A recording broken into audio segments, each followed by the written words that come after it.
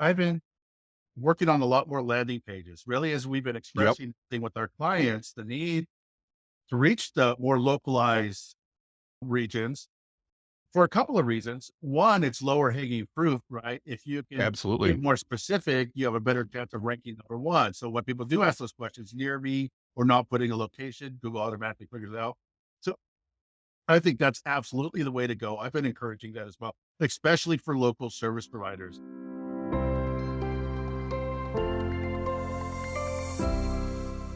Hi, and welcome to the 91 Day Success Podcast. I appreciate you joining us today. Today, it is my privilege to have with me Geno Quiroz as we talk about all things marketing and web design. I have known Geno for goodness, probably 5 or 6 years, although I believe today is the first time we've ever actually had a conversation. Geno and I met online through a number of groups, similar industries.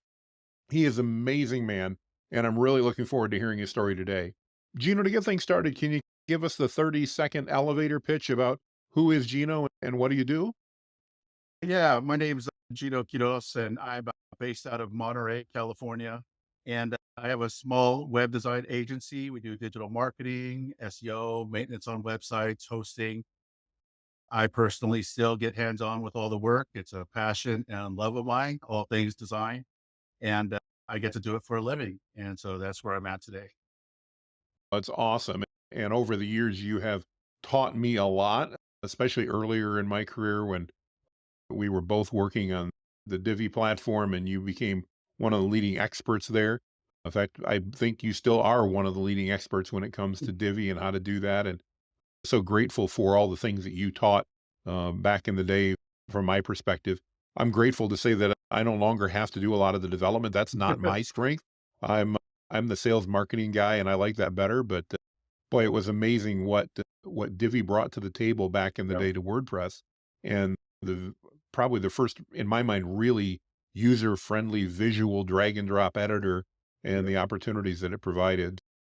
Is it not that most of our guests will probably care, but total curiosity, is that still the platform you do most of your development on, Geno?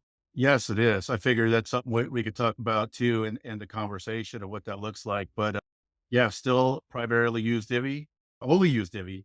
And I've decided to niche out and my business is built around that particular platform. Fantastic, fantastic. Well, that certainly makes a ton of sense. As mentioned, you and I obviously have known each other online for many years, but can you tell us a little bit about your journey in getting into web design and marketing and that, and what motivated you? How did God lead you down this path, and how did you get to where you are today? Yeah, excellent question. And sure, I'll try to sum it all up for you here. But I've always been into design, art, graphic design, drawing since I was younger, high school, just really got into drawing. And what attracted me to the internet is I started to learn how to use tools, graphic design tools. The web was just taken off, and there were tools out there that made it somewhat user friendly for somebody who didn't know programming or code to go in and build some websites. And so in my late teen years, I was experimenting with building websites just so I could put my artwork up for the world to see. That's really what Sure. got me into it. And in time, I just fell in love with the tools that were available at the time. We're talking to like Microsoft Front Page and Dreamweaver, these web building tools that wrote the code for you, and you got to visually see what you were building. And in my early 20s, it my career leaned towards sales and marketing. That was the direction where my early 20s career life was taking me. But on the side, I was building websites and started my own little business back in the late 90s called Really Out of Control Designs, ROC Designs. And that was my dream, my vision was to build websites for a living. But that always remained a side hobby for most of my career. So I got into sales and marketing. That ended up being a real strength of mine. And then I got into ministry full time and left the business world to go into full time ministry for many years. Again, still building websites for the churches, for the ministries, and all that on the side, making a little bit of money here and there, but not enough to go full. But it was something I always wanted to do, even then. And And I always wanted to start my own business. That's just with the passion of mine. I wanted to be my own boss. And and then in 20, I think it was 2007 or no, 2012 is when I made the jump to go full time. I had been doing it as a hobby long enough to build up some clients, and I was doing some accounting and some other things so that I can leave the full time workplace to work from home full time to give me more flexibility. So I had some accounting jobs, some administrative remote jobs, a couple of different things so that I could work from home and invest time in building the web agency and building that up. And so now I'm doing it full time, and I've been doing it for several years now. So I don't know what the mark is, the year is. If you make it past 4 years or whatever, then you're officially legit or something like that. But things are going now, and it's got a reputation. The business has a reputation, and it's sweet. And I get to be my own boss finally. That's an awesome story. I appreciate it. And you're definitely legit. You've definitely been long enough for that. Yeah, just some of the things that you have, the expertise that you shared, and that there's no question in my mind about that. One of the things I love talking about with other people involved in the web design space is changes that have happened over the year. And you talked a little bit about in the old days. And I don't know if you're old enough to remember, but I think you mentioned front page and things like that that came out really early on. Obviously, we've seen a lot of changes in different things and tools in particular. What do you see happening in the next maybe 18 to 36 months? What if you had a crystal ball, and I know that neither of us do, but hypothetically, if you're looking down, what type of changes do you see coming down, and how do you think that's going to impact, in particular, the business clients that we work with, Gino? Obviously, the big talk these days is AI and some of the tools that are coming out. And honestly, I didn't think it would have much of an impact too quickly here, but we're seeing it is adapting really fast, really quickly. And I think one of the most impactful changes that we're going to see is small business owners, agencies, freelancers like me utilizing that tool, uh, being the benchmark for how that tool is going to be used. Mhm. Obviously, software platforms are going to be integrating it into everything. So being aware of it as a business owner, because remember, it's just anything else. Not everybody's going to be proficient at using it. It's just like a page builder like Divi. It's a great tool, user friendly, but a majority of the people aren't going to get in there and learn it to build their own website. So it's going to be the same with AI. And I believe now's the time to understand it, know what it can do for your business, how it can help, how to use it appropriately, and how to use it. What's the right word? With good conscience and clarity and understanding of what it is and what it is not. And so I think that's going to be the major change. The other thing we're going to see, and I'm seeing already, I would imagine, I'm curious to hear your thoughts on this, is a lot of those businesses that survived through COVID, but realize the importance of being seen online are finally stepping up their game. I've got more inquiries about SEO and getting found on Google than ever before because now that people are recovering, they realize people relied on the internet.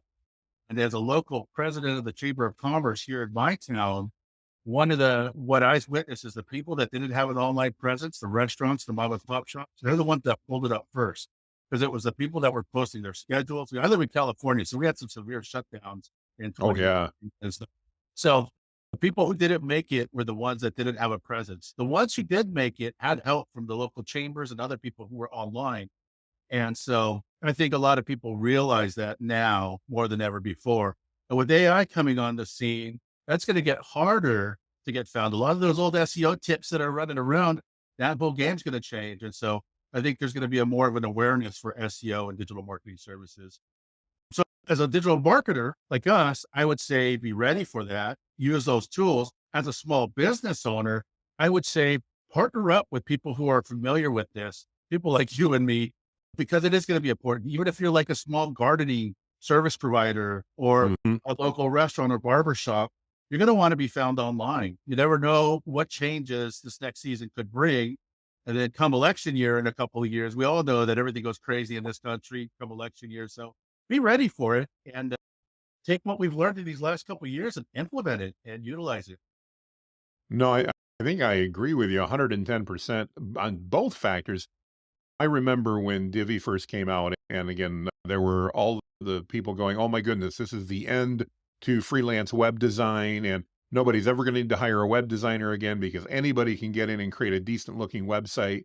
And that'll lead into one of my next questions. But before I get there, I think what we saw is exactly what you're talking about with AI now, which is yes, it's a great tool, it's a wonderful tool, but you still need to know how to use the Yes, tool for it to be effective. And it allowed us to create better websites faster, more efficiently, give our customers the ability to do things that maybe they hadn't done before, that's right. but they still didn't really want to become experts at it. They didn't, that wasn't their thing. And I really see the same thing as you mentioned with AI. We just had a staff meeting. We were talking about how and when to use it. And we talked about the importance of prompting. The type of question that you ask makes, and I'm not trying to be funny, but really makes all the world a difference in the Yes, response that you get. it And does. it's just amazing. It's also amazing that, and I'm talking about ChatGPT in particular right now, is how it learns and you could prompt and then you could tell it to expand on that prompt and then expand on that prompt, then put together a sentence based on this prompt, this response, and it learns. If you keep that channel going, and pretty soon it's understanding where you're going with it. And but it really is about the prompts. It's about knowing how to phrase the questions, what Yep. questions to ask, what tones to ask it in, and having it teach itself. I've been One little thing I've been doing is really teaching it about Divi and posting Okay. the questions and going in there, keeping that channel going to see how much scouring we can get it to do. Sure. Really. Sure. Yeah, it's about learning the tool and trying to understand it. And the other thing I totally agree with, we have seen a huge increase in businesses that want to, especially businesses that are working in local areas, that businesses are now, it's like, hey, I've got to get my local SEO game down. What Yes. we're seeing, and I don't know about you in California, but in Michigan, where we're at, and a lot of the states that we work in, there's two or three big cities, unlike California, where you've got a bunch of them. And here in Michigan, as an example, everybody focused on Detroit and they focused on Grand Rapids being the second biggest city and maybe Lansing and a few others. But that was really it when it came to location based search. They're like, hey, and everybody in West Michigan searches for Grand Rapids. Everybody around Detroit searches for Detroit. So that was good enough. And now we're finding out that as when it comes to search, especially on mobile, most people either aren't asking for a location, in which case Google's figuring out where they're physically located Exactly. and Yep. showing close by, or they're asking near me, what's the Yep. best pizza near me? In which case, again, Google's looking at their literal physical location and saying what's near to them. So we're really seeing that on the local SEO where businesses are finally going, like you mentioned, especially restaurants and that. Boy, Yes. if I don't have the ability to pop up when somebody says, what's the best burger or Chinese or pizza or anything, nobody's going to find me. That's right. So, yeah, we've That's seen right. a huge difference there. And I don't think that's going to change anytime soon. It's been interesting to see how that is the market has changed there because again, everybody used to in our area want to be known for Grand Rapids because it didn't matter if you were within an hour of Grand Rapids and you ranked well for Grand Rapids plumber, you were going to do great.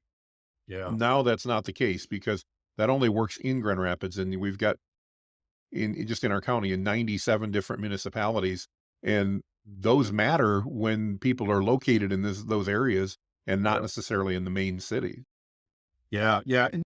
I believe that we're going to see more of it. And I think this is a good thing. I believe it's a good thing because I've been working on a lot more landing pages, really, as we've been Yep, expressing with our clients, the need to reach the more localized regions for a couple of reasons. One, it's lower hanging fruit, right? If you can get absolutely. more specific, you have a better chance of ranking number one. So when people do ask those questions near me or not putting a location, Google automatically figures it out. So I think that's absolutely the way to go. I've been encouraging that as well, especially for local service providers. Any Yeah, local service providers, you got to be targeting more local. And then there comes the need for landing pages. I just recently, this last week, my latest article, I'm doing a guide on understanding landing pages because I've been talking about this with all my clients. So one of the things I like to do, and I was thinking we talked about blogging and how I sure. business, Would but love to. whenever I have a topic that I find myself explaining to my clients a lot on the phone, understanding, I then, okay, blog material right there. Absolutely.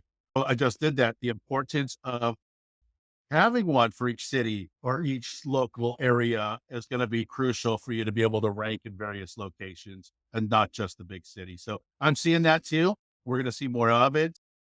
Yeah. I'm trying to And educate clients as best as possible on the benefits of that. and it's interesting because it brings with it unique complexity. I think that's the word I want to use because we can't just put the same page out there 97 times for 97 different cities. Yep. Google doesn't want to see that. And so it brings with it a whole nother set of things that, again, going back to where we started, it's why I believe in every industry, businesses hire professionals because they don't want to be professionals in that area. And I think that's the Yep. same in the web design and development space. Again, they're hiring people that know what's there. That actually brings up one of my next questions. And from your perspective, Gino, I'm sure you look at a lot of websites just like we do. What are some of the common mistakes that you see businesses are still making nowadays, or maybe new mistakes that they're making that just are really impacting their ability to either be found or to make a connection with a customer, or even more importantly, in that conversion where that customer ultimately fills out a form or calls them or asks for a quote or whatever the case could be. What mistakes do you see that are still real common and maybe even surprising to you? I would say not so much surprising, but I would say probably the biggest issue I come across is content. It is understanding the target audience and having the language to reach the target audience. And Yes. so a lot of people may know who their target audience, but they don't understand the importance of how we tailor the words and content, one for Google to find us and for those particular target audience, but being able to convey that. I think so many people are just quick to put up brochure type content. And when I say content for those listening, just the text on your home page, right? Just the paragraphs that are on there. You know, and I think the problem in our industry is not enough web designers, unless you're somebody who's knows marketing. If you're just a developer or designer, you just go to Wix or Squarespace or Weebly, you won't get a lot of that benefit or expertise or knowledge. You're just going to get a nice looking website. Yeah. So it's important that even if you decide to save a few bucks and go with a designer who's really low cost or Johnny's nephew or whatever, Yep. you're missing out. And maybe you'll get found for a few search terms, but people just don't realize that you really got to tell a story. And then there are certain rules that are pretty common to keep readers engaged. And how do you keep them engaged? If you're just talking about yourself and you're not reaching them and letting them know that they've come to the right place. And so you got to really know your target audience, convey that in the messaging, the wording, and the images. Keep your page long enough to keep people on the site, interesting enough to keep people on the site. Then the biggest thing is blog. I'm just going to say that I'm gonna Yep. have this in because it's part of my 90-day plan. We're going to talk about part of how I built my business, and it's really part of where how I become the consultant that I become today is through the blog. And so I would say people don't realize the importance of putting content out there and becoming that presence online. I couldn't agree with you more. It's been something we've been preaching for the last certainly 10 years or more. Since everybody on this has heard me already preach about it, let me ask you to jump on and maybe they'll listen to an expert because you're the proverbial guy that got off the plane and is the expert here. Talk to the audience a little bit about one, why they shouldn't be scared of blogging. I think that's where it first starts. Everybody gets scared and why it's so important. And then if you got time, maybe a couple tips on, like you just mentioned already, if I answer a question a couple times on the phone, it's time to write a blog post. I agree with that entirely. What can you, how can you help encourage the audience in that area? Because I agree, it's so important. Awesome. I think the best way I could do that is by sharing how that happened for me because it may not seem like it right now. I'm smiling, I'm talking, I'm comfortable with this. I've done a few podcasts, but I'm really an introvert. That's why I love web designing, having my own business, working for my own office. I'm an introvert. And, but this is grown, this part of me.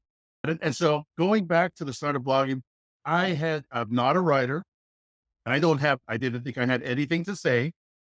And the thought of blogging just, what do I have to say? I have nothing to say. That's totally how I felt.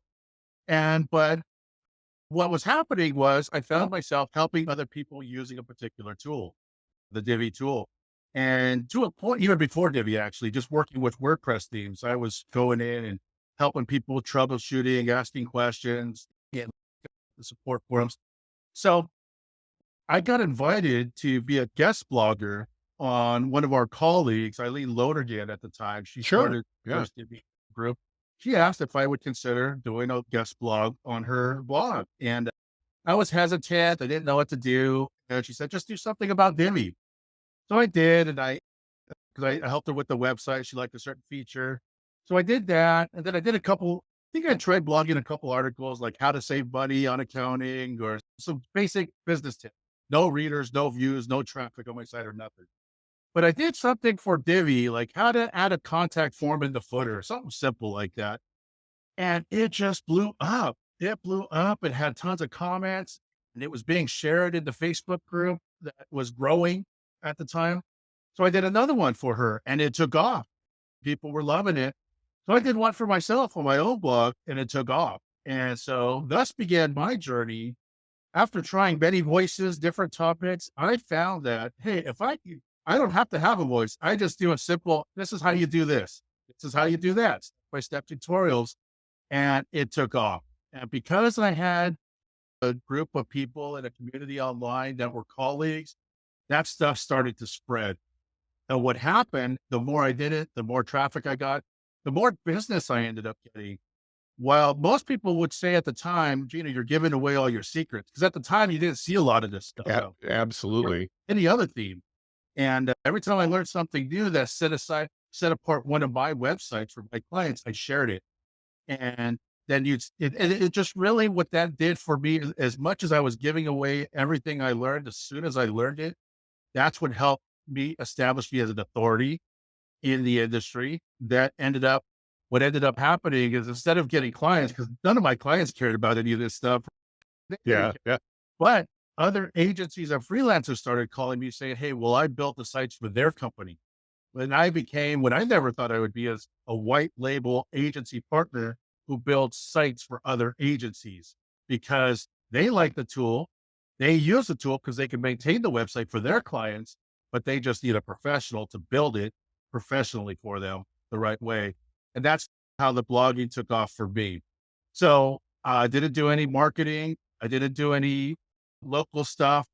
It really all came out of the blog.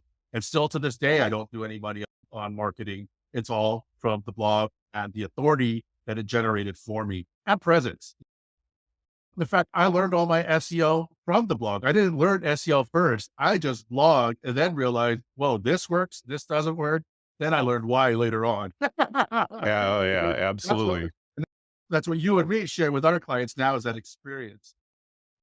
So that was the big thing, building community, being generous with my knowledge. And how does this apply to other industries? I think that's Sure. the part of your question. And I would say this, and this is what I share with my clients. Blogging could be just about anything because the main thing is putting out fresh content, one, for Google, two, giving a reason to invite people back to your site. Why should they come back to your site? Just because you have a pretty site, they don't need to see what you do several times a month. They don't care. But if you have a reason for them to come back to your site, and that's where topics, it can be anything from news about your business. It can be news about your community. It could be other businesses. It could be tips. It could be tutorials. It could be lawn care maintenance tips. It could be haircut tips. It could be air duct tips, techniques, tools, resources, products, favorite products, you name it. Anything that you have a conversation with your customers about, that's a great topic for your blog. So if you're not sure what to write about, just stop and take note of the conversations you have in your brick and mortar storefront or when you're out servicing your clients and you have some conversations about something that you're doing, write those down, make a note on your iPad. and say, how can I expand on that conversation I just had to help other clients? And then what you do is you find out if your clients are on either on Facebook or LinkedIn, depending on your industry, and share those. Instead of posting directly to Facebook, create an article, an announcement. Could be a short one paragraph. It could be an elaborate guide, a comprehensive guide. But then you share that on social media on a regular basis. And then when somebody comes across it, they're invited and they want to come to your site. They're not bombarded, they're invited. And that's probably the best way to get started is just to figure out what conversations you're having with your clients and write some of those up. And don't be afraid to give away the secrets because at the end of the day, the person who's given more information that sounds more experienced, they're most likely to get that call. I've learned. Oh, and I couldn't agree with you more. We started building Valorous Circle 13 years ago by literally I struck a deal with a local real estate agent that had a training room, and I would go in and train his team how to use social media because they didn't know. In exchange, he let me use the conference room twice a month to hold Oh, free seminars. And that was before we even thought about webinars or anything like that. And again, same thing, we'd talk about blogging, we'd talk about what to do, about the importance of having your phone number on a website, and all kinds of different little things that people didn't even think about. And you're right, if I had 20 people show up for one of those seminars, which was probably average for me back then, 16 of them never would do business with us. That was okay. That was part of the cost of admission. The 4 that heard what we had to say and said, "Wow, that I trust you now because you obviously know what you're talking about, and I don't wanna do this on my own." So, they then would hire us to do it, and it was pretty much about 10 to 20% of every audience would come up to us and say, "We wanna talk to you." And we see the same thing now with blogging. yeah. Like you mentioned, it's so effective to create credibility. In fact, one of my recent pushes has been because, again, I always hear like you do, "I don't know what to talk about." A friend of mine down in Kentucky, his name's Matt Plapp, he runs America's Best Restaurants. He recommends to his clients, and I thought it was great advice, talk about what's going on in your community. If you're a local business, you want to reach people in your community. Talk about the local high school football or Yeah. basketball or softball game. When they have signing day and one or two of those high school kids is signing to go to college, talk about it. Show up, take a picture, put it on your blog. It has nothing to do with your business, but it does have to do with things that your audience, the people you want to sell to, are probably interested in. Yeah. And when you do that consistently and you keep that relevant content, like you mentioned, maybe I remember the blog post you wrote by the accountant, by the way, it was good. That I remember when you wrote that actually, because I remember thinking, this is interesting. Why is he talking about accounting? And I got it because it's something that probably like you, we've ran into so many small businesses that they go, what about this? And I'm like, you really need an attorney for that, or you need an accountant for that. And they're like, I don't have one. And I'm like, you should have called them before you called me. Um, so yeah, no, that's awesome. I love it. How about, I'll admit, I'm really hot on video and I think video is critical. Tell me your perspective. Gino, we've not talked about that. What's your perspective on video and using that for blogging and content sharing and things like that? It's excellent. It's not something I'm doing a lot of now, although it's always kind of things to do this year. Oh yeah, I got that list too. Yeah. So, like, for example, I know that there's 2 different audiences for my tutorials. There's those who love the visual, love the video. That it's great for SEO, especially if you're putting it on YouTube, because YouTube and Google obviously are one and the same, and they give preference to the content that's already indexed on their system. So that's beneficial. But I found the reason I stuck with the step by step, I really should have a video and a step by step. Really would be That'd be killer. Yeah. that would That'd be be the great. ultimate. But I stick with the step by step because, like, even with some of my stuff that's a bit technical, sometimes you just want to jump to where you have the question because you made it so far on your own. And I hate looking for it on video that I miss it. Whereas I can scroll down and see, okay, there's the step I missed. So I like the visual and be able to just quickly go down to the spot I need. And I've learned that from some of my favorite learning blogs. And that would be like WP Beginner, WordPress Beginner. I love the Great site. blog, super helpful all the time. They give you, and it's pretty consistent. They give you how to do it this way for free, then how to do it using a premium version and everything step by step. And so I love that. I can jump right to what I need, but it's important. Video is important. And I emphasize that with my clients as well. I do have some videos still. I got several on there from the past. I need to do new ones.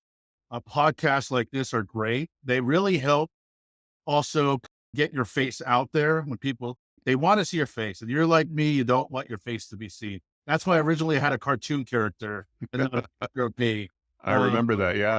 years, and bringing them back and he's cool. You get more comfortable because people want to see your face. And if they see your face and they can see you smile, they see your personality, again, you have a better chance of them connecting because they've already connected with you.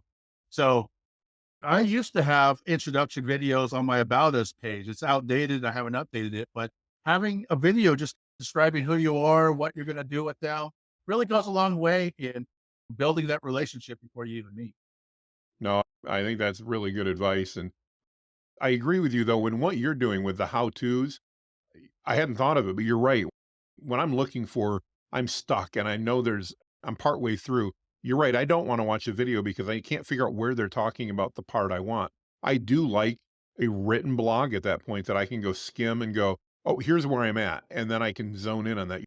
You're absolutely right. I think for that type of content, blogging still is superior for that because it is easier for the user at that point.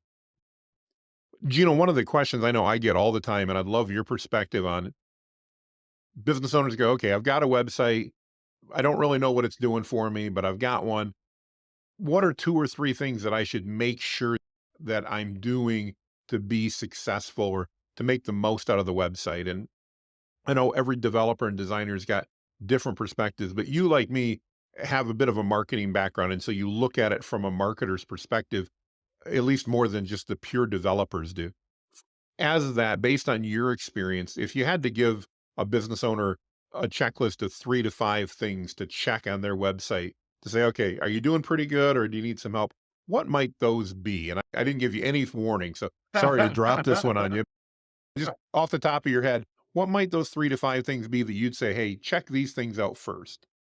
Okay. So the first thing I would do before even going there is really determine what the client wants the website to do first of all. And what I mean by that is obviously grow my business, make more money, get me more customers.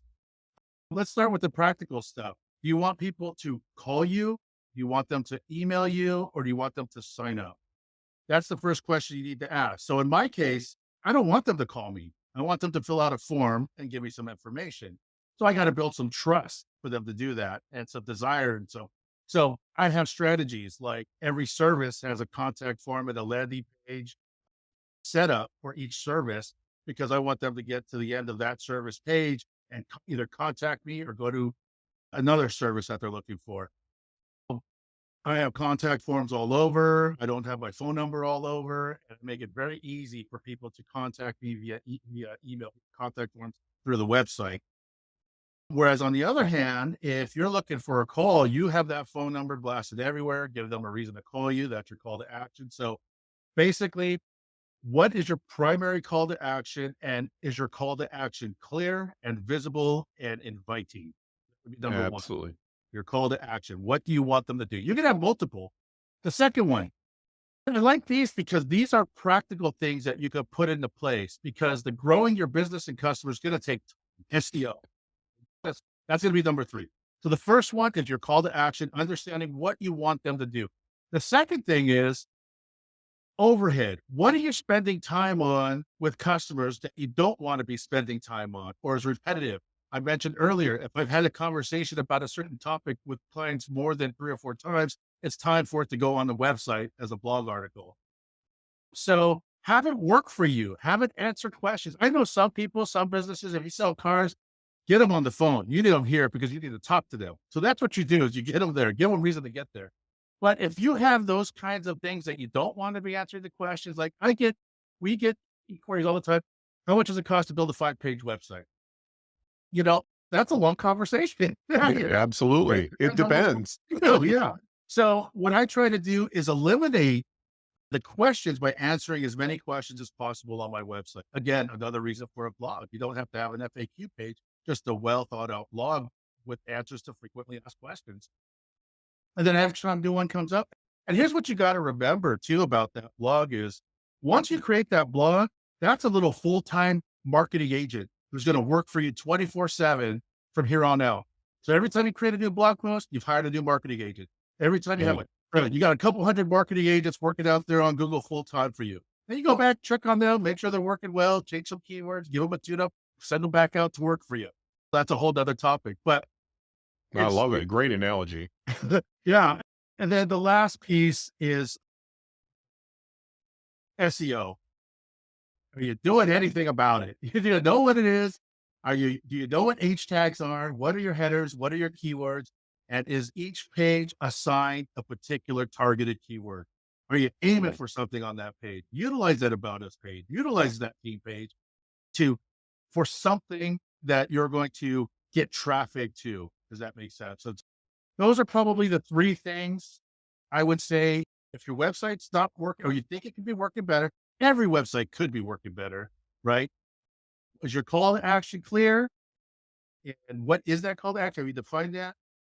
And of course, the SEO, and then getting the overhead out of the way by answering questions and using that's twofold right there. One, that's less time on the phone, or you could just send somebody an article. I have people tell me, hey, all my emails are going to my spam and Gmail. I wrote an article right now. It's my number one article, and it's just super Mhm. simple. Right? And Yep. every time I get my report from Google, it tells me that one. And the other one is uh, cheapest markets to shop at. When I used to have guest bloggers come in and do it, Oh, and cool. homeschooling blog did a shopping comparison between markets, and it's still my number two performing blog post. And you just never know which one's going to hit. You look at that blog, have your call to action, and start and have an SEO strategy. Great ideas. So here's something that I get all the time, and I'd love to get your perspective. I'm a huge SEO nut. In fact, if I had to probably only do one thing, that's one of the things that would get my interest really quickly. But I know clients never understand that SEO is not an event, it's a process. Yeah. Everybody's, but I paid you last week for SEO, and why am I not ranking number one today? How do you help customers understand that SEO is a tremendous investment, but just like an investment, it doesn't. Yeah, I'll use the example. If I want milk and I buy a calf, I've got to raise that calf up and that calf's got to grow up and then they've got to get pregnant and have their own calf before I'm going to have milk. But that's one way I can get milk, or I can go to the grocery store. And SEO is similar. There's a lot of different ways, but it takes some time. How do you help your customers understand, knowing that you do a lot of SEO, that it is not something that happens overnight? Yeah. And one of the things that they have to understand, and I try to help understand, is that there are hundreds of thousands of people out there working full time to keep their websites number one or to get to number one. And there are probably another 100 developers out there, probably thousands of developers vying for my spot on Google search results. And they are. I bring up my name sometimes and I see people doing paid ads for Monterey Premier just so that they can Hmm. get when they search for my site. So you have to realize that the competition is fierce for that first page on Google and it's changing and evolving. And as soon as you get to number one, you have everybody else looking at what you've done to be number one so that they can be better than you and add more content or more keywords or be more relevant or have more backlinks. So you have to be monitoring your status and seeing where you stand, keeping an eye on who's trying to creep up on you using great SEO strategies. And it's a constant Google's always, for good reasons, Google's always changing how they rank and why they rank because there are people always trying to put their stuff number one, whether it's relevant or not. So Google's doing us a favor in a sense, by trying to keep things relevant to the query that we're asking without us getting a bunch of spammy junk stuff that rank well.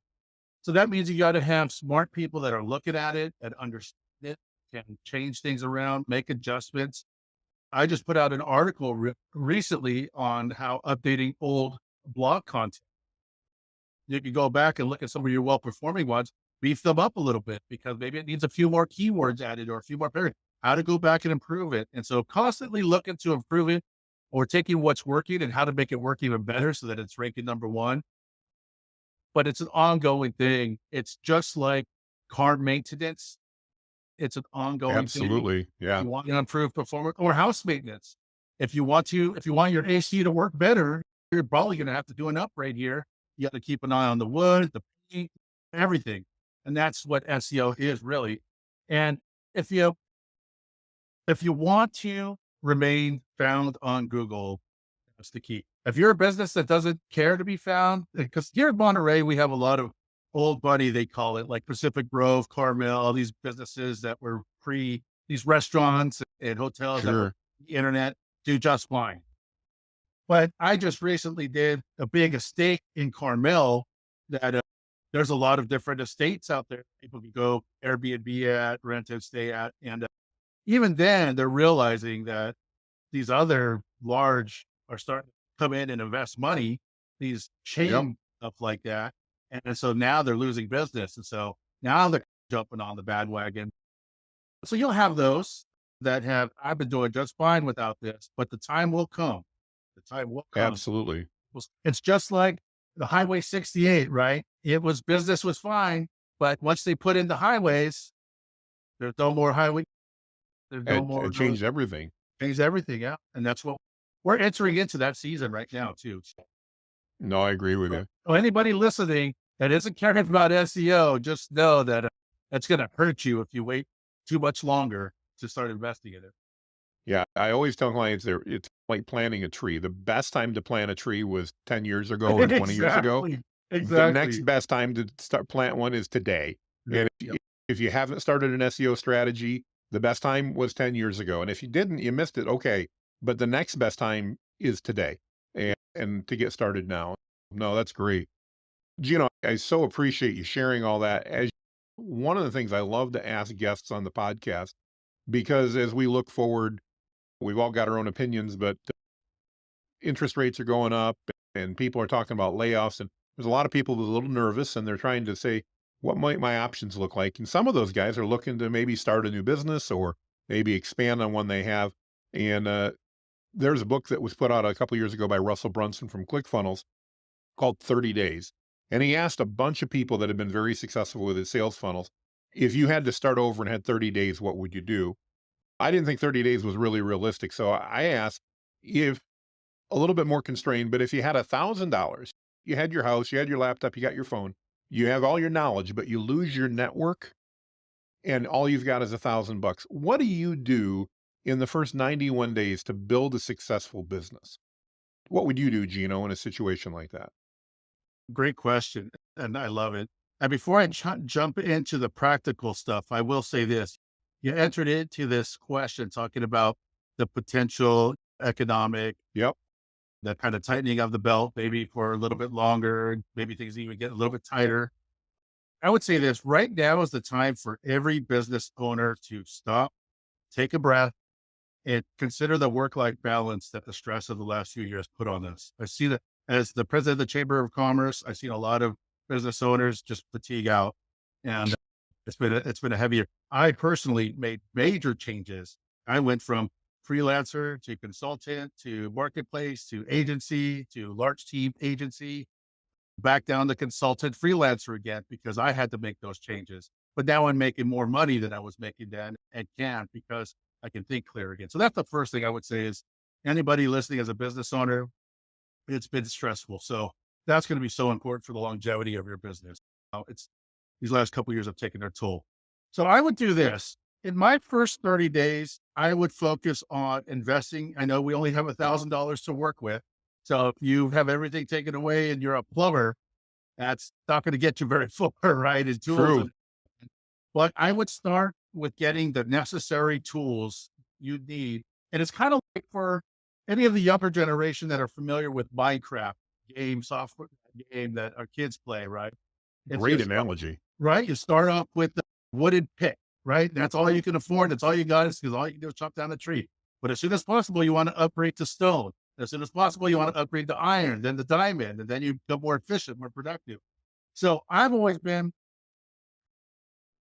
get the tools you can afford at the time. And I got a laptop already, but I'm looking for a PC and a couple monitors. That's going to make me more efficient at building websites and doing what I do. So whatever your tools are, take some of that $1,000, make sure you have the right tools. I got a laptop. I was blessed. I was lucky to be given a laptop so I could do some research and stuff. But if I'm going to really be cranking out websites, I'm going to need that. And then the software. For me, the tools for me would be the software. It'd be uh, if I'm going to, let's just say I'm going to start a new web design business, a whole new network, wherever I'm going to get the tools, figure out what niche I'm going to do, and begin jumping in. Let's just say Canva, for example. Let's just say I'm changing careers and I'm going to just be a graphic designer, start a whole new business, whole new clientele.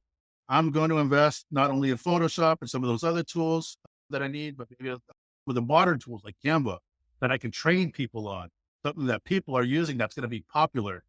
And so that way I'm not just building a business with this tool, but then I can train other people with these tools and resources, because part of growing that business is building a network of people in your industry that will eventually come back to bless you if you treat them right and you don't push them out, you don't be competitive, and don't step on a bunch of toes. So getting the right tools, first 30 days, get those and start building a website. Because I tell you what, you can get out there and hand out flyers and print posters and all that stuff, but people are going to go to see if you're legit online. So get that website built. If you have to invest, then you invest that $1,000 into getting something started, even if it's just a one-page presence, contact form, phone number. So as long as you're getting your domain name out there, so you can start being indexed by Google and then add to it. But if you can't afford somebody, just have a one-page website, start blogging. That's a great way to start, save some money. Just start blogging now, so that when people do come to your website, when you get into the next 30 days, which is, I'm going to say, is going out, talking to people, you have something for them to go look at. Don't just go talk to people without something to look at, see your services. Brochure might be applicable, but make sure you have a website on there for them to go look to learn more about you.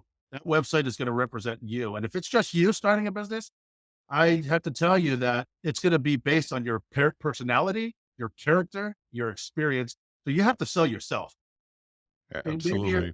maybe it's at the name of the company, it's Monterey Premier, not Geno Quiroz, but still I'm selling myself at the end of the day if it's just me. So build that website so that you can begin to start thinking about keyword strategies, what you want to rank for, who your audience is, put all that stuff together. It'll help you know who to go out and talk to, which is what I get into in the third one, to start building relationships. Go do a couple pro bono jobs. So whatever kind of work you are, if you're a service provider, get some testimonials, get some client work in, even if you got to do it for free. Because as I always used to say, I never charged my clients for on the job learning. So if it took me 20 hours to do a project, or 80 hours, that should have been 20 hours, but I was learning on the job. Hey, I was learning on the job. And so I'm not going to charge them. So go out and do some pro bono work and consider it investment. That money you would have made went into your experience and network building. So it's not a loss. And people say, oh, don't go do nothing for free. When you're starting out, get out there and do something for free. Work your butt off, hustle, talk to people, pick up some churches, do some websites for them, some ministries, some nonprofits, pro bono work, get some testimonials, maybe some videos, social proof, social media, get on social media right away. Again, it's a no cost thing. I'm trying to give you no cost things here. Save that $1,000 so you start getting that return. So get in that, do some meetups. Meetups are popular apps. So find meetups in your industry, or you want those people to be your customers, and to chat and start giving back. If you're restarting, you have some experience, you have some knowledge to share, begin sharing it. Do a Chamber of Commerce events. Just, hold some Learn at Lunch where you're for free, you're giving free seminars on a topic of your industry. Like you were saying, that was excellent advice. What you were doing at the very beginning, having those webinars, and you got 20% came up to you and approached you. Do that. That's what you do. So those are the main things, is really for me. And it's funny you say that, because I basically bootstrapped my business with less than that. Not because There you I go. built a website. I made the decision I was going to do this. I went out and got the fictitious business name, got the domain, and in a week built Monterey Premier. And I just started blogging, and I had some other, I was already known in the Divi community because of my tutorials and my other website. But again, there was no investment there other than really the hardware and the software. Everything else you could pretty much get out and do, with the exception of some events cost money to attend. But if you're the one providing the seminar or the lessons, sure, all it costs you is time. And that's right now, that's the best thing you have going for you when you only have $1,000 to start with, especially if you live in Wonder. California. That will get you to. I was going to say it's probably not fair. That goes a little further in Michigan than California. You're right, but great advice, though, Geno. And I think you really hit it spot on. It's get out there, and I want to talk about real quickly as we wrap up on the pro bono work. We did the exact same thing when we got started. When nobody knows who you are and you don't have any testimonials and you need a couple of them, go find, like you said, find a nonprofit, find a church, find a ministry. There's so many great organizations out there that don't have budgets and Yep. they need help. They need a website. They need some help with marketing. Go help them and just ask, hey, if you're happy when we're done, will you give me a testimonial? And they all will. And they also all have boards of directors. Yeah, And those boards of exactly. directors are generally business people, not always, but generally. And they're, if you do well, ask for an introduction to the board. And you never know, you might just pick up a couple jobs that way because you became known to them in a way they had never heard of you before. So great advice. I really appreciate that. Right on. Right on. So obviously, if people are interested in reaching out to you, you work with clients I know across the United States. It doesn't matter where they're located. We're going to go ahead and put your website on here, Monterey Premier or whatever other sites you want.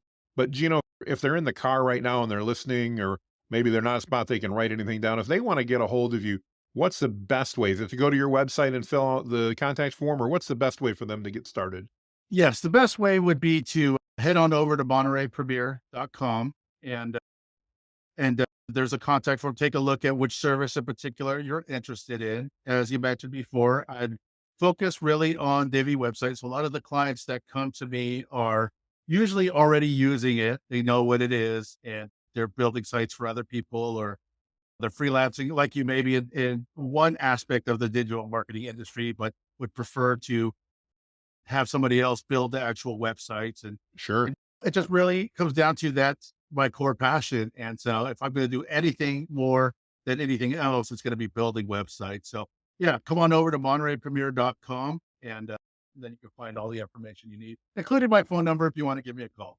I don't not take phone calls. I just don't have it real obvious. I get it. I get it. Contact us page for that. And as coming from somebody in the industry, let me tell you that Geno's one of the few other developers in the entire US that I would trust to work on my site. Mm, He's a great guy. He's got great skills and he'll always lead you the right way. mm, Over all the years that Geno and I have communicated online, there's been so many opportunities when Geno could have directed one way or the other, and he's always watching out for your best interests. And I mm, think making that decision as though he were sitting in your chair. If mm. you've got a need like that and you're not already working with us, work with Geno. He's fantastic. He really is. So with that, I want to thank everybody for watching today, for joining us on the 91 Day Success Podcast. We love you, business owners and entrepreneurs. We love sharing stories. And if you know someone that has got a great story like Geno, feel free to introduce us. Maybe we can get them on the podcast as well. With that, everyone, make it a great day, and we'll see you on the other side.